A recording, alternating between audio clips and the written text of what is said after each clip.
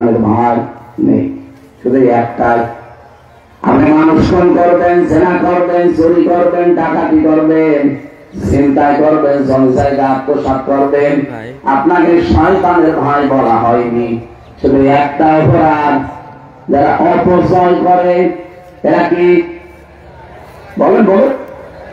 এই অপচয় বলতে পৃথিবীর প্রতিটি জিনিসের সময় অপচয় হতে পারে, মেধার অপচয় হতে পারে, আপনার সম্পদের অপচয় হতে পারে, আপনার বুদ্ধির অপচয় হতে পারে, আপনার ক্ষমতার অপচয় হতে পারে। আমি এলাকায় প্রভাব প্রতিপত্তি খাটিয়ে অপচয় করতে পারেন। অপচয় মানেই শুধুমাত্র টাকা পয়সার অপচয় না। এই যে মোবাইলে এমন এমন দৃশ্য মানুষগুলো দেখে, যেগুলো দেখে নিজেকে কন্ট্রোলের বাইরে নিয়ে যায়, তখন এমন কবিরা গোনায় লিপ্ত হয় যেটা শয়তানও ভাবতে পারে না। এটা অপচয়। এটা বোঝা যায়।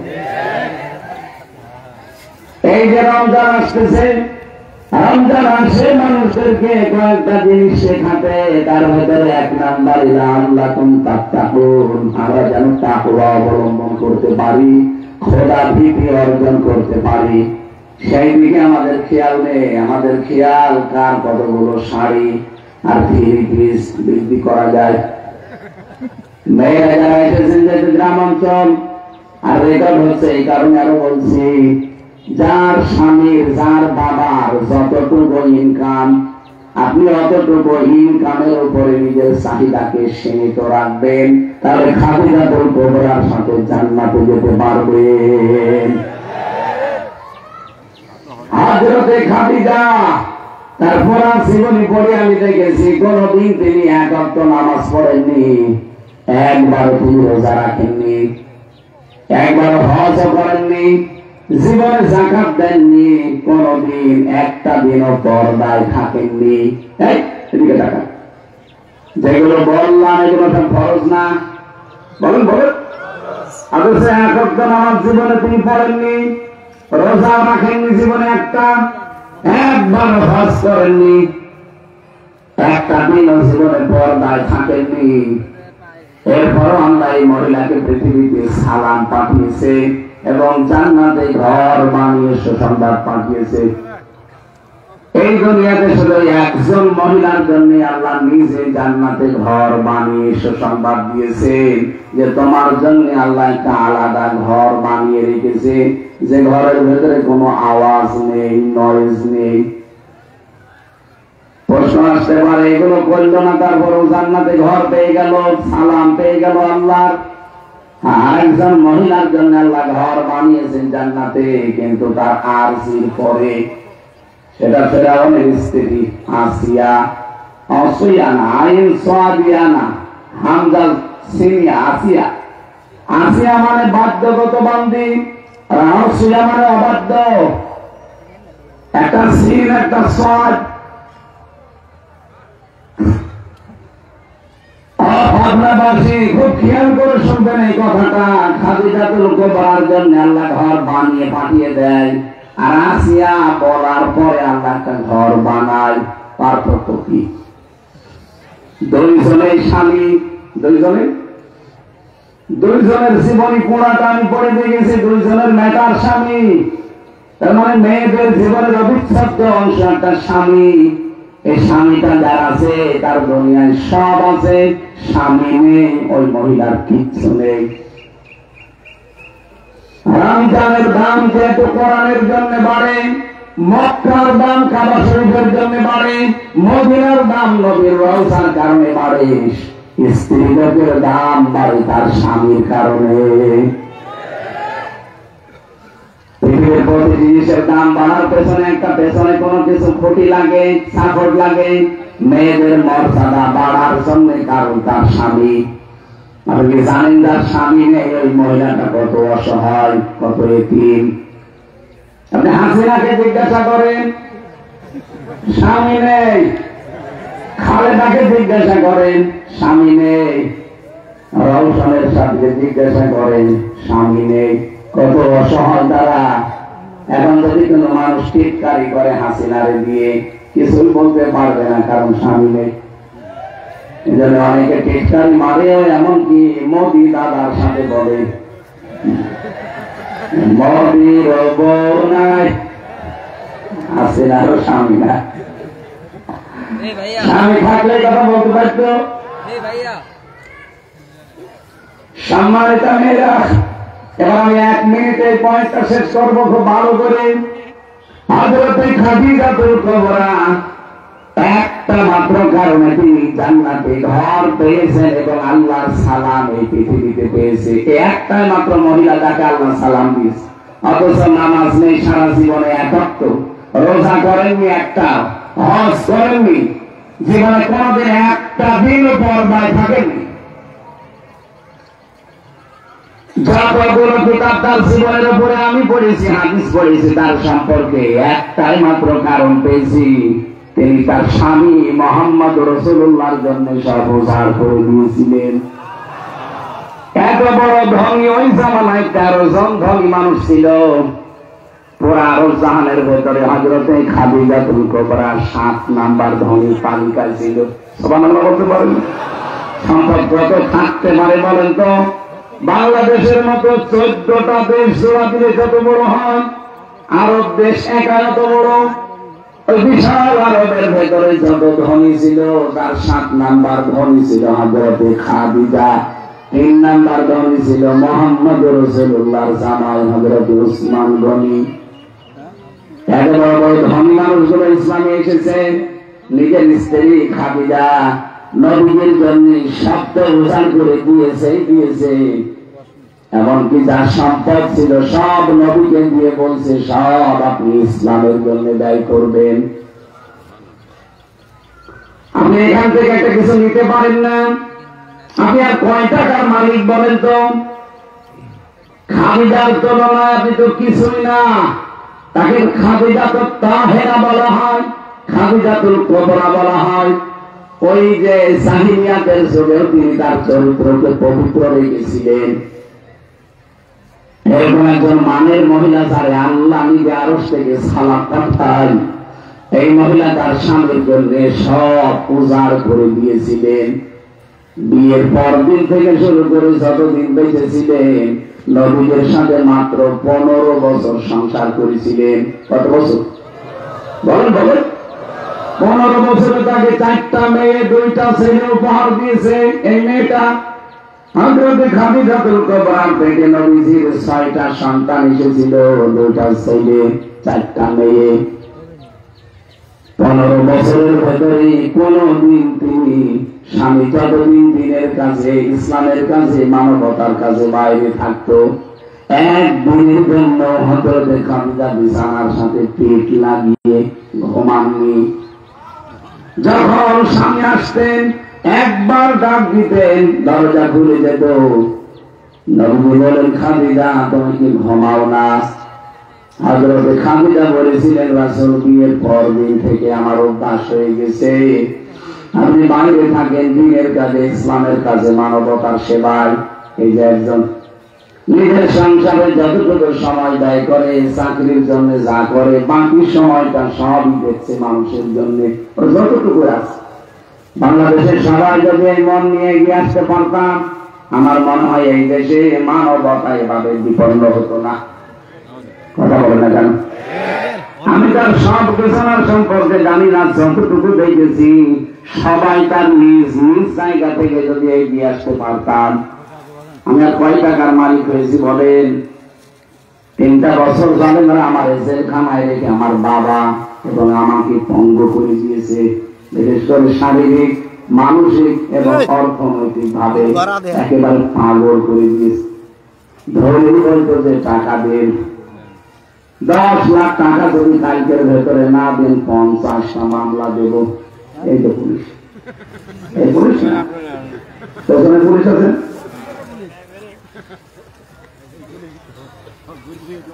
এরপরও যতটুকু এসেছে, আমি যে একটা চাকরি করি আকিস গ্রুপের ওদের কেন্দ্রীয় মসজিদের খতিব আমি ঢাকাতে,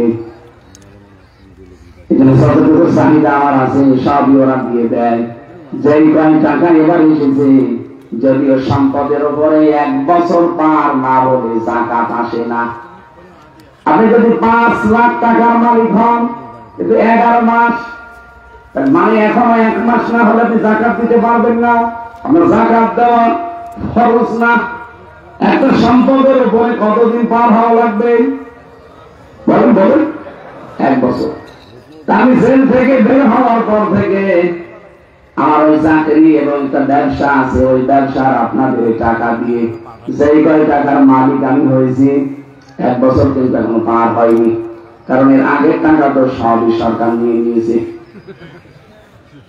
তারপরে হিসাব করে এবার দেখেছি এই রমজানের প্রথম দিন থেকে অন্তত প্রতিটি বাড়িতে বাড়িতে 2000 টাকার করে খাবার আমি একেবারে লাইন করে করে দিয়ে আসবো। বাংলাদেশের প্রতিটি মানুষের এরকম মন তৈরি করতে পারতো, এই দেশে অভাবী মানুষ থাকতো না। আমাদের খাতে যায় এইটাই বলেছিলেন, স্বামী আমার আপনি বাইরে আছেন দিনের কাজে, মানবতার কাজে, ইসলামের কাজে, আর আমি আরামে ঘুমিয়ে থাকবো, আমার ঘুম আসতে চাই না। এখানে যতক্ষণ আপনি না আসে ঘুম যদি লেগে উঠায়, আমি দরজার সাথে পিঠ দিয়ে হেলান দিয়ে ঘুমাই। এই কাজটাতে আল্লাহ এত বেশি খুশি হয়েছিলেন স্বামীর এই অপেক্ষায় থাকাকে, আল্লাহ নিজে তাকে সালাম পাঠিয়েছেন। সত্যি করে বলেন তো, এখানে যারা আমরা স্বামী আছি, একটা দিনের জন্য চাকরি জীবন হোক, ব্যবসায়ী জীবন হোক, কর্মজীবন হোক, বাইরের কাজকর্ম ছেড়ে 11টা 12টায় বাড়ি গেলে কোনদিন দরজার সাথে হেলান দিয়ে স্ত্রীকে দেখেছেন? মরণের ভঙ্গিমা 14 বার দেখে ওঠাতে পারি না। আমারটাও এরকম না। আমি আগে 2-3 কিলো দূর থেকে কল দেই যে আমি আর বেশি দূরে নেই, আর মাত্র 5 মিনিট। তারপর 2-3 বার কল দেওয়া লাগে। আমি যাকে আল্লাহ সালাম পাঠিয়েছে, আমাদের মা বোনদেরকে মনে হয় মাঝে মাঝে আল্লাহ সালাম পাঠায়। বলেন তো, তার 15 বছরের জীবনে একদিনও স্বামী ছাড়া তিনি বিছানায় পিঠ লাগালেন না। এত ভালোবাসতেন স্বামীকে। আর 15 বছর না, 15 দিনও কোনদিন স্বামীর আশায় থাকে না। খালি ওরা আশায় থাকে যে সিরিয়ালের পর সিরিয়াল। এখানে এমন মহিলা বসে আছে যে প্রতিদিন কমপক্ষে 13টা সিরিয়াল না দেখে ঘুমায় না। বলেন সুবহানাল্লাহ। আমি বেশি করে ফেললাম না, সবাই না, অনেকে আছে। সম্মানিত মা বোনেরা, যে সিরিয়াল গুলো দেখেন, বলেন তো আপনার ইমান থেকে বলেন কোনদিন এখান থেকে শিক্ষা নেওয়ার মতো কিছু পেয়েছেন? পেয়েছি। কি করে শাশুড়ির সাথে গন্ডগোল করা লাগে, কি করে স্বামীর মনে দুঃখ দেওয়া লাগে, এইগুলো ওরা শেখায়। আর এটা আমি না, ওই দেশের মমতা ব্যানার্জি, এই যে পশ্চিমবঙ্গের প্রধানমন্ত্রী, যিনি মুখ্যমন্ত্রী, উনি এই কথা জানিয়েছে যে ভারতের এই সিরিয়াল গুলোতে, বিশেষ করে জি বাংলা, জি সিনেমায় কোন শিক্ষা নেই, শুধু ঘর ভাঙা শিক্ষা আর স্বামী স্ত্রীর গন্ডগোলের শিক্ষা। একজন হিন্দু মেয়ে লোক হয়তো যেটা বলতে পারে, আপনি মুসলমান বলছেন না। এই উগ্রপন্থী হিন্দুদের এটা একটা সত্য ষড়যন্ত্র। এর দ্বারা হাজারো পরিবারে বরবাদ নষ্ট হচ্ছে। স্বামী স্ত্রীর ভেতরে আমার মনে হয় পরিবারটা জাহান্নাম বানিয়ে ফেলেছে। হ্যাঁ, গ্রাম অঞ্চলে হয়তো এগুলো নেই। হ্যাঁ, এলাকায় তো কারেন্টই নেই, আছে। অন্তত রমজান আসতেছে সামনে, আজকে তওবা করে যান যে রমজান সামনে আসতেছে। আমি তওবা করলাম আজকে থেকে অন্তত 1 মাস আমি আর এই 13টা সিরিয়ালের একটাও দেখবো না। কারা রাজি আছেন হাত করেন তো? আপনারা দেখেন না, আমি জানি ওরা দেখবেন তো। অনেক সময় মাঠে কাটতে কাটতে জীবন বেরিয়ে যেতে দেখবেন তো, দেখে যারা ওরা একটা হাত তোলেনি তারা ওরা 1 মাসও বন্ধ করবে না। রোজার মাসে যদি আপনি এটা বন্ধ না করেন, আপনি তো আরো সে যাওয়া ছাড়া বন্ধ করবেন। জেলখানায় থাকাকালীন একটা ছেলে, যুবক ছেলে এই বয়সের, গাছ লাগিয়েছে ভেতরে, টবের ভেতর যে পানির যে বোতল আছে উপরে কেটে ফেলে দিয়ে মাটি দিয়ে ওর ভেতরে গাছ লাগিয়েছে। জেলার তো হিন্দু মানুষ এসে বলছে বেটা গাজার গাছ লাগালি বীজ পেলি কোথায়? স্যার আমি বাইরে গিয়েছিলাম ওই যে আদালতে হাজিরা দিতে, ওখানে তো আমার হিতাকাঙ্ক্ষীরা আছে, আসার সময় কয়টা টোপলা দিয়েছিল, তো সবগুলো তো আনতে পারি নাই, একটাই মুখের ভেতরে নিয়েছিলাম গাজার বীজের পোটলা। যেখানে ঢোকাতে কিন্তু পরীক্ষা করে মেশিন দিয়ে, বের করার সময় পরীক্ষা করে, ঢোকানোর সময় যে মেশিনে তুলে দিয়েছে স্ক্যান করার জন্য ধরা পড়েনি, কারণ এমন জায়গায় নিয়েছিলাম ওঠেনি, ভেতরে চলে এসেছি। এসে গাঁজার গাছ লাগিয়েছেন 2 মাস আগে, দেখেন স্যার কত বড় হয়েছে। জেলার বলছে শয়তান, তবে পুলিশে ধরে দিল জেলখানায় গাঁজা খাওয়ার কারণে, আর তুই ভেতরে এসে গাঁজার গাছ লাগালি, তোর তো স্বর্গে দেওয়া লাগবে। জান্নাত বিশ্বাস করে না হিন্দু মানুষ, কি বলছে? স্বর্গে দেওয়া লাগবে তোরে। বলেন তো রমজান মাসে ওরা যদি বলে যে না সিরিয়াল বাদ দেবো না, তোর কয়েকবেলা খাবার কোন খাবো, ওদের মনে হয় জান্নাতে ডুবে, ওর জান্নাতে যে আল্লাহকে বলবে আল্লাহ সে সিরিয়াল না, এটা বন্ধ করা লাগবে। মা বোনেরা আপনাদেরকে আমি অনেক ভালোবাসি, এটা বন্ধ করা লাগবে। কোথায় ছিলেন আপনারা জানেন? জন্ম নিলে আপনাদেরকে আছাড় দিয়ে মেরে ফেলতো তার মা আর বাপ দুজন মিলিয়ে, জীবিত মেয়েকে মাঠের ভেতরে নিয়ে ফুটে দিত। এই ছিল আপনাদের মর্যাদা। ওই অবস্থা যদি এখনো চলতো দুনিয়ায় আপনি আসতে পারতেন না।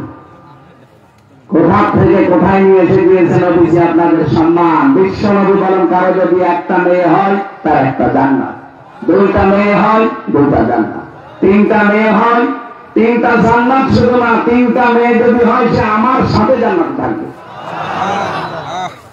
কিন্তু মেয়ে যাদের আছে কাজ করা লাগবে 3টা। 1 নম্বরে তার পেছনে আপনি সাধ্য মতো খরচ করবেন তাকে মানুষ করার জন্য। 2 নম্বরে তাকে দ্বীনের শিক্ষা দেবেন, দুনিয়াবী শিক্ষা যদি দেন ও দ্বীনের শিক্ষাটা দেওয়া লাগবে। 3 নম্বরে সৎ পাত্র দেখে পাত্রস্থ করবেন। এই 3টা দায়িত্ব যদি কোনো বাবা মার বড় ভাই এরা পালন করতে পারে, নবীজি বলেন জান্নাতে আমার সাথে এভাবে পাশাপাশি থাকবে। কোথায় নিয়ে এসেছেন টের পাচ্ছেন? এমন কোন হাদিস আমি পড়িনি যে 3টা ছেলে হলে 3টা জান্নাত না নেই। অথচ অনেক মানুষ এখানে বাবা আমরা বসে আছি, মেয়ে হলেই কেমন যেন মন খারাপ হয়ে যায়। কি আমার পরপর 3টা মেয়ে, আমার মন খারাপ হয়নি, কিন্তু আশা ছিল যে অন্তত বংশে একটা বাতি দেওয়া কিছু দরকার। ম্যাডাম আমাদের বলছে বাতি দেওয়ার কিছু দরকার, মানে দরকার 24 ঘন্টা হারিকেন চালিয়ে রাখবে। আমরা তো বাতি লাগবে বংশে। মেয়ে 3টা বিয়ে হয়ে গিয়ে কেউ তো থাকবে না, তখন বংশের বাতি দেওয়ার জন্য এই ভিটার উপরে, এই ঘরের উপরে একটা হেরিকেন লাগিয়ে দেবো, 24 ঘন্টা জ্বলতেই থাকবে। সেদিন বগুড়াতে এক লোক এসে বলছে হুজুরে আপেল করে দেন। আমি সারা ফাতিহা পড়ে দেবো, তাছাড়া কি পড়বো? কারণ এই হুজুরদের কাছে যান সোরা ফাতিহা ছাড়া মনে করছেন যে অন্য কিছু পড়ে না, ও ফাতিহা, কারণ এটা সকল রোগের শিফা। পড়া আমার শেষ হয়ে গেছে, আমার কানের কাছে মুখ নিয়ে বলছে হুজুর আমার মেয়ে হয়, 3টা মেয়ে আছে আমার, এবার এমন আপেল পড়বেন যেন সই হয়। আপেল দিলাম ফেলে, আপেল কই ফেলে দিয়েছি কেন? আরে ভাই আপেল পড়ি যদি সেই হয় তা আমার 3টা মেয়ে হইত না। ম্যাডাম শুধু আমি আপেল পড়ি খাওয়াতাম না, রাগ করা যাবে না, মেয়ে হই, এটা একটা রহমত। নবীজি বলেন যখন মেয়েটা ঘরের ভেতরে আসে সঙ্গে সঙ্গে 4 জন রহমতের ফেরেশতা হাজির হয়ে যায়, এসে ওই মেয়েটার মাথার উপরে হাত বোলাতে থাকে আর ডাক দিয়ে বলে এই দুর্বল দেহটা একটা দুর্বল দেহ থেকে বের হয়ে এসেছে। এই মেয়েটার পেছনে যারা খরচ করবে, একে যারা ভালোবেসে দিন শিক্ষা দেবে, সব পাত্রে পাত্রস্থ করবে, কিয়ামত পর্যন্ত মা বাবার উপরে আল্লাহর রহমত থাকবে। আপনি কি শুধু দুনিয়া বুঝলেন? ফেরেশতাদের দোয়া বলছে কিয়ামত পর্যন্ত আল্লাহর রহমত তাদের উপরে থাকবে। সুতরাং মেয়েদের বাবারা যদি কিয়ামতে ধরাও খেয়ে যায়, ওই মেয়েটার কারণে আল্লাহ শেষ পর্যায়ে হয়তো ছাড়ও দিতে পারে। বলেন সুবহানাল্লাহ। এটা আপনারা কোথায় ছিলেন নিজেরাও জানেন না, সেখান থেকে ইসলাম আপনাদেরকে এত মর্যাদা দিল। বিশ্বনবী বলেন, আমি দেখলাম মসজিদে নববীতে একটা লোক খালি মাথা টোকায় দেওয়ালের সাথে। অনেকক্ষণ এটা দেখার পরও ডাক দিলাম, কি এমন করো কেন? লোকটা বলে, হে রাসূল, আপনি যে বললেন যে কালেমা পড়লে আর তাওবা করলে সব মাফ হয়ে যায়, কিন্তু আমার বিশ্বাস হচ্ছে না। কেন? এমন একটা কাজ আমি করেছি, এই কাজ করলে আমার যে মাফ হবে, আমার অন্যান্য গুনাহ হয়তো মাফ হয়ে যেতে পারে, তবে এইটা আমার মাফ হবে না। আল্লাহর নবী বললেন, আমার সামনে বসো, হাঁটু গেড়ে দিয়ে বসে বলো দেখি কি করেছো। লোকটার নাম আলকামা, লোকটার নাম হযরতে দাহিয়াতুল কলবি রাদিয়াল্লাহু তাআলা আনহু। তিনি বলেন, হে রাসূল, আমি স্ত্রীকে সন্তান সম্ভবা রেখে পাঠিয়েছিলাম তার বাবার বাড়িতে, যদি ছেলে হয় রাজার পুত্রের মতো নিয়ে আসবা, আর মেয়ে হলে মাটির নিচে দিয়ে দিবা। স্ত্রী সন্তান প্রসব করেছে, কিন্তু হয়েছে মেয়ে। আমার কাছে নিয়ে আসলে যেহেতু রেগে যাবো, এই জন্য আমারে বলেছে মরা বাচ্চা হয়েছিল, বাচ্চাটাকে আর এক জায়গায় দিয়ে লালন পালন করেছে টাকা পয়সা দিয়ে। আমার টাকা পয়সার অভাব না, আমার সন্তানের অভাব, শুধু আমার ছেলে দরকার ছিল। প্রায় 6 বছর হয়ে গেল। এই মেয়েটাকে একদিন আমার বাড়িতে নিয়ে এসেছে। এতদিন পরিচয় করাইনি, বলতো যে পাশের বাড়ির একজনের। চেহারার দিকে তাকিয়ে দেখি না, হাত মুখ চোখ নাক সব মনে হচ্ছে আমার মতো দেখতে। তার আমি আদর করা আরম্ভ করলাম। আমার আদর মহব্বত ভালোবাসা দেখে আমার স্ত্রীর মন বলে গেল। আমার বলছে, স্বামী, আপনার যে আদর আপ্যায়ন মহব্বত ভালোবাসা মেয়েটার উপরে দেখছি, সত্য কথা বলি, এই মেয়েটা কিন্তু আমাদেরই। লোকটা বলে, আমাকে শয়তান তখন ধোঁকা দেওয়া আরম্ভ করেছে যে এই মেয়ে যদি অন্য কোন জায়গায় দিয়ে দেওয়া হয়, তখন তাদের পক্ষ থেকে অপমানজনক কথা আসবে। জামার বাড়ি থেকে, শ্বশুর বাড়ি থেকে এরকম উল্টা পাল্টা কথা শোনার আগে মেয়েকে মেরে ফেলো। বিভিন্ন মিথ্যা কথার ধোঁকা দিয়ে তারে নিয়ে গেলাম নানির বাড়িতে, নিয়ে যাচ্ছি বলে মাঠের ভেতরে মরুভূমি এলাকায় আমি নিজে ধরত করলাম। মেয়েটা আমারে বারবার বলছিল, বাবা, নানির বাড়িতে আমি বহুবার গেছি, কোন দিকে যান আপনি? এদিকে রাস্তা না। তার ধমক দিয়ে থামিয়ে গর্ত খুঁড়ে বললাম, দেখো কি দেখা যায়। ওপর থেকে যে একটু মুখ দিয়েছে, ধাক্কা দিয়ে দিলাম ফেলে। গর্তটা এত বড়, আর মেয়েটা তো ছোট, মাত্র 6 বছর, উঠতে পারে না। এবার বুঝে ফেলেছে যে আমি মনে হয় ওই আর বাঁচতে দেব না। বারবার আমাকে বলছিল, বাবা, মেয়ের পরিচয়ের কারণে আপনি ছোট হবেন, এই জন্য আপনি এই কাজগুলো করছেন। জীবনটা ভিক্ষা দেন, জীবনে কোনদিন আপনাকে আর বাপ বলে পরিচয় দেব না। হে রাসূল, এরপরও আমার এই কঠিন হৃদয় নরম হয়নি। ওপর থেকে একটা পাথর আমি ওর বুকের উপরে দিলাম নিক্ষেপ করে, ফিনকি দিয়ে রক্ত বের হয়ে আমার চোখে মুখে এসে গেছে। মেয়েটা শেষ নিঃশ্বাস ত্যাগ করার সময় শুধু বলেছিল, আব্বা, তোমার মতো নিষ্ঠুর বাবা যেন দুনিয়ায় আর কারো না হয়। আমি ইসলাম কবুল করেছি মাত্র আজ কয়েকদিন। এই কয়েকদিনের ভেতরে, এর আগে আমার কিছু মনে হতো না, কিন্তু এই কয়েকদিনের ভেতরে দেখছি স্বপ্নে যেন মেয়েটা বারবার এসে আমারে বলে, বাবা, তোমার মতো নিষ্ঠুর বাবা যেন দুনিয়ায় আর কারো না হয়। এই কথাটা বারবার আমার কানে বাজে। আমার তো মনে হচ্ছে অপরাধটা আমার আল্লাহ মনে হয় এখনো মাফ করে দি। বিশ্বনবী বলেন, কথাগুলো আমি শুনছিলাম, চোখ দিয়ে দরদর করে নবীজির পানি পড়ছে। নবীজি বললেন, না, মানুষ এত কঠিন হতে পারে। ও মা বোনেরা, আপনার অবস্থা কিন্তু এই ছিল।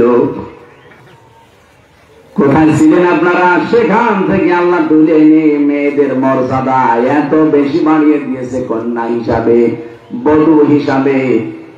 নবীজি বলেন, কোন স্ত্রী লোক যদি মারা যায় আর স্বামী যদি মন থেকে বলতে পারে এটা কিন্তু আমার নিজের মন মতো বউ ছিল, আল্লাহ তাকে মাফ করে দেবে। আর আমি কোরআন শরীফ সামনে না মাথায় নিয়ে বলতে পারি, এখানে যত স্বামী বসে আছে, একটা স্বামী যদি মন থেকে কোরআনে হাত দিয়ে বলতে পারে যে আমার বউ আমার কাছে 100 ভাগ মন মতো, কেউ পারবে না।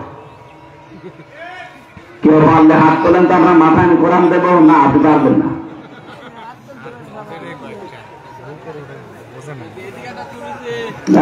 আমি হাঁসের খোরাকি দেই। বলেন তো এখানে বিবাহিত কত হাজার হাজার মানুষ আমরা বসে আছি, মাত্র একজন মানুষ বলছে যে আমার বউ আমার মন মতো। তার মানে আমরা কি স্বামী না? মা বোনেরা কি করছেন আপনারা ভাবেন? শুধু নামাজ পড়ে রোজা রেখে কালো বোরকা পরে জীবনও জান্নাত যেতে পারবেন না। স্বামীর মনে দুঃখ দেওয়ার আরশের গায়ে ধাক্কা দেওয়া একই কথা। এখানে হাজারো স্বামী বসে আছে, আমি জানি এরা মানসিক রোগী, একটাই মাত্র কারণ তার বউ।